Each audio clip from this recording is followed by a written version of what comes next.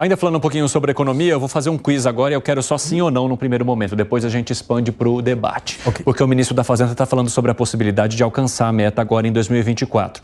Acredita que sim ou não, Engane? Não em todos os anos. E você, Segré? Que meta? E você, Piperno? Em 24, não. E você, hein, Zé Maria Trindade? Eu acho difícil. Não há como atingir uma meta diante das condições que são colocadas agora.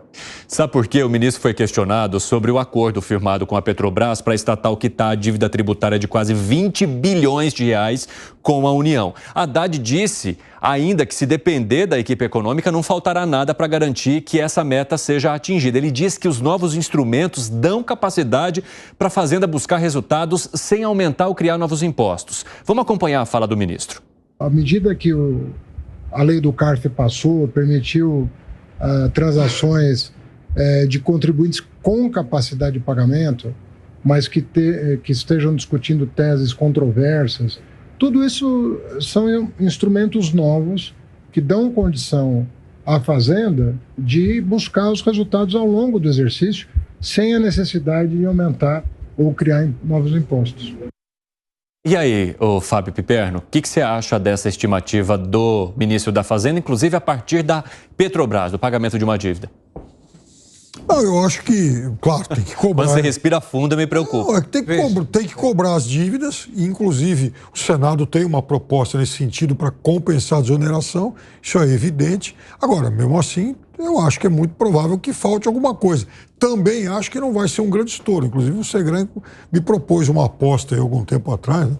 O seu palpite é que chega em 0,7, 0,8 déficit. Né? Tranquilo. O meu era bem menos. Mas eu acho que zerar propriamente não vai dar. Segre, eu achei engraçado quando eu te perguntei sobre a meta e você, em vez de responder sim ou não, falou que meta. Por quê? Quando a gente alcança a meta, duplica a meta. Lembra que alguém falou isso no passado? De um desastre. Eu não me parece que vai conseguir atingir o equilíbrio fiscal agora.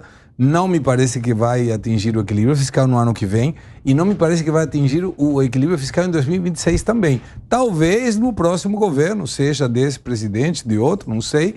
Mas não me parece, não tem o critério, o DNA, aquela questão genética de buscar o equilíbrio fiscal, muito menos do superávit. Então, não acho, não me parece assim. Eu acho que o ministro tem a vontade no discurso, mas ele interiormente sabe que o governo não apoia ele.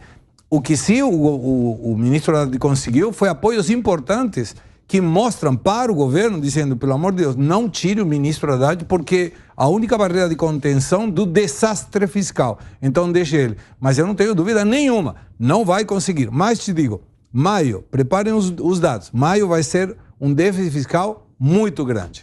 Zé Maria Trindade, você acha que essa fala do ministro Haddad vai ficar muito na esperança e menos na prática?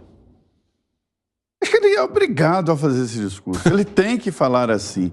Seria o fim do mundo, o dólar explodiria, a bolsa cairia, se ele falasse, gente, estou jogando a toalha. Então ele tem que levar esse discurso e tentar convencer até o fim. Mas o mercado sabe que isso não vai acontecer. Sabe como eu vejo? Não é um perdão a Haddad, não é um perdão ao governo. É um esforço tremendo por nada. O problema é estrutural. O problema do Brasil é desenhado na estrutura do orçamento, é desenhado na estrutura dos pagamentos obrigatórios. Então, não há como fazer esse equilíbrio fiscal, não há como, na atual estrutura, no atual mando do Congresso, na distribuição obrigatória de fundos constitucionais, ou seja, todo o governo está condenado a ficar nesse discurso e vai criar novas dívidas. O mercado sabe que o Brasil, nesse projeto, quebra no futuro. O debate é quando isso vai acontecer. O que você acha, Gani?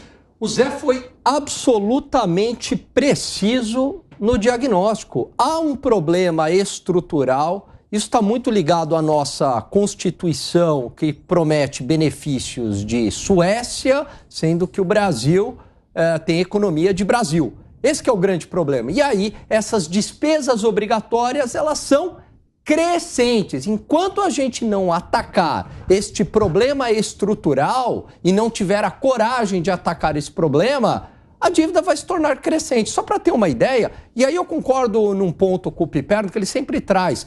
Ele fala o seguinte, dá muita ênfase para o resultado primário, mas no final do dia você tem que pagar os juros, que é o resultado nominal.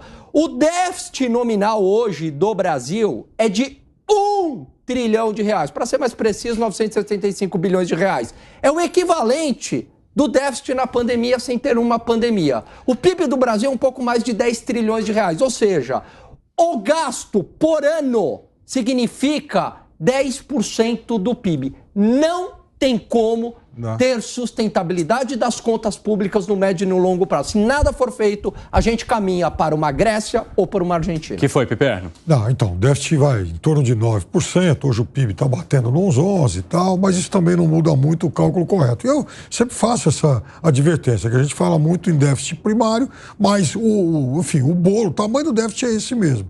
Ora, como é que o Brasil vai atacar esse problema se o Brasil gasta 500 bilhões de reais por ano com subsídios, com ajuda, com bonança tributária e tal? Não vai ter como. Então tem que atacar primeiro isso, porque a maior parte do bolo da conta está lá.